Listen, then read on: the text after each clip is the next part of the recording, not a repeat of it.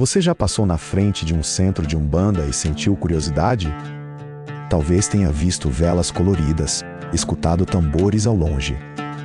Ou simplesmente nunca entendeu o que acontece lá dentro. Hoje você vai descobrir tudo isso, com respeito e sem preconceito. O que é a Umbanda? Como ela nasceu? Quem são as entidades? Como funciona uma sessão? Você vai entender cada detalhe dessa religião fascinante. Este canal é uma jornada pelas religiões do mundo e pela espiritualidade humana. Inscreva-se, ative as notificações e conte nos comentários qual tema espiritual mais desperta sua curiosidade. Umbanda é uma religião brasileira. Sim, brasileira. Nascida aqui, criada aqui e praticada por milhões de pessoas em todo o país. Ela mistura elementos do candomblé africano, do espiritismo kardecista europeu, do catolicismo português e das tradições indígenas brasileiras. Nenhuma outra religião no mundo tem exatamente essa combinação. Umbanda é única. A palavra Umbanda tem origem controversa. Uma teoria aponta para o quimbundo, língua bantu de Angola, onde Embanda significa arte de curar. Outra teoria liga a palavra ao sânscrito Aumbanda, que significa o limite do ilimitado, sugerindo uma conexão com o divino que transcende fronteiras. Independente da etimologia, o nome Umbanda evoca um propósito central: curar, auxiliar e elevar espiritualmente. A história oficial da Umbanda começa em 15 de novembro de 1908, em Niterói, no Rio de Janeiro. Mas, para entender esse momento, precisamos voltar um pouco mais no tempo, ao Brasil que acabava de abolir a escravidão. O Brasil havia abolido a escravidão apenas 20 anos antes. Milhares de africanos e seus descendentes trouxeram crenças e rituais que sobreviveram séculos de perseguição. Essas tradições se misturaram com o catolicismo imposto pelos colonizadores e com o espiritismo que chegava da Europa no final do século XIX. Foi nesse caldeirão cultural que surgiu Zélio Fernandinho de Moraes. Com 18 anos, ele participava de uma sessão espírita na Federação Espírita de Niterói. Naquele dia, segundo o relato, um espírito se manifestou através de Zélio. Um caboclo, entidade que representa a fusão do indígena brasileiro com o mundo espiritual. O espírito disse que havia chegado a hora de uma nova religião. Uma que aceitasse a todos, sem distinção de raça ou classe social.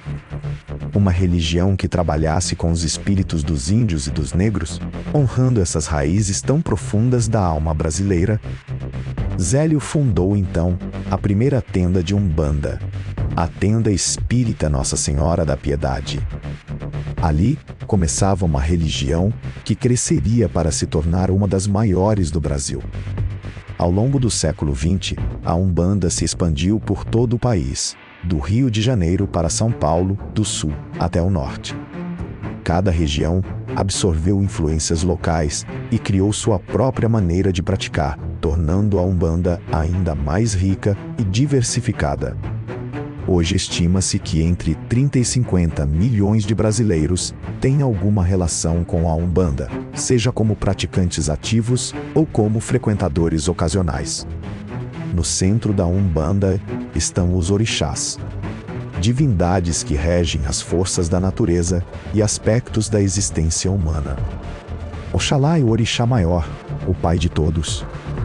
Ele representa a paz, a pureza e a criação. Seus símbolos são o branco e o cajado. Oxalá é sincretizado com Jesus Cristo no catolicismo. Para os umbandistas, ele é a expressão máxima do amor e da luz divina. Iemanjá é a rainha do mar, mãe das águas e dos pescadores. Ela cuida dos filhos com amor incondicional. Suas cores são o branco e o azul claro. Ogum é o guerreiro, senhor dos caminhos e do ferro. Ele abre passagens e vence obstáculos. Seus símbolos são a espada e a cor vermelha. Xangô representa a justiça e o trovão. Ele julga com rigor e equidade. Suas ferramentas são o machado duplo e as pedras de raio.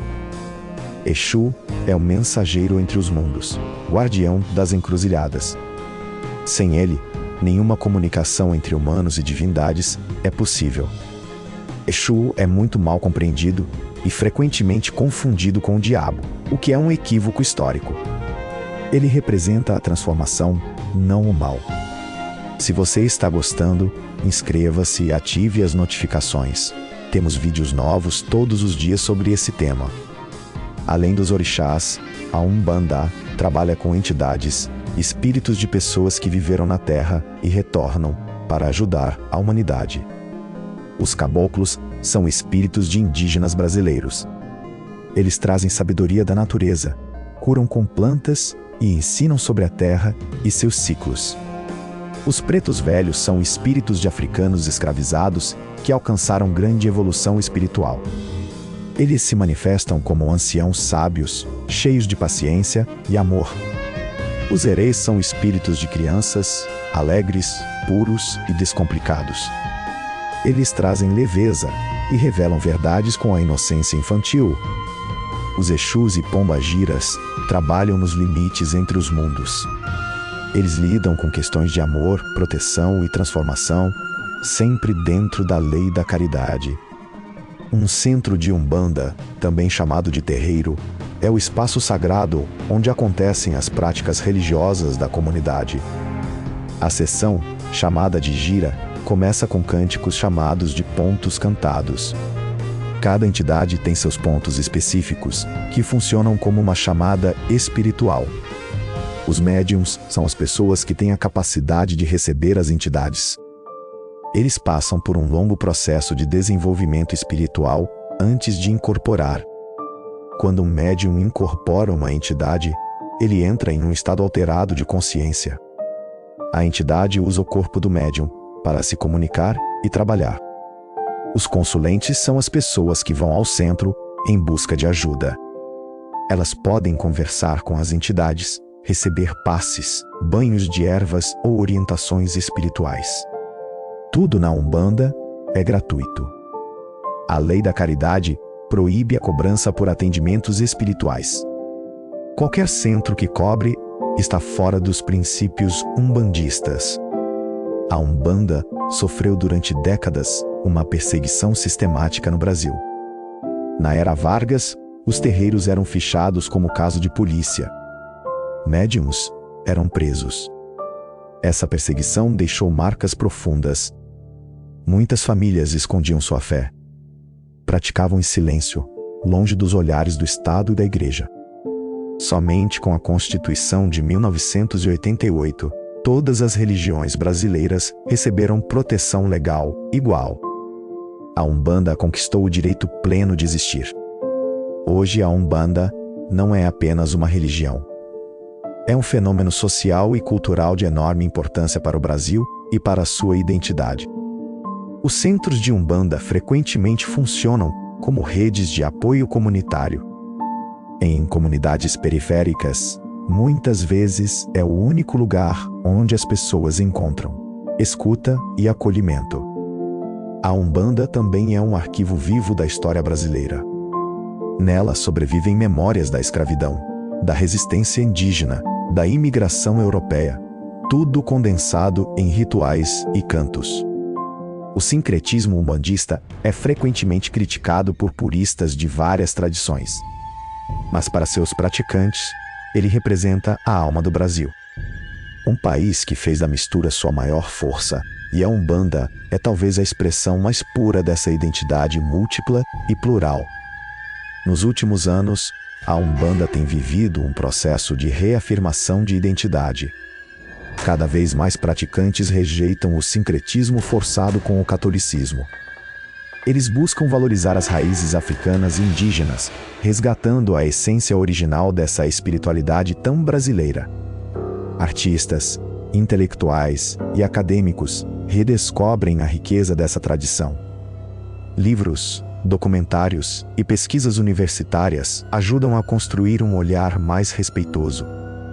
Umbanda é resistência.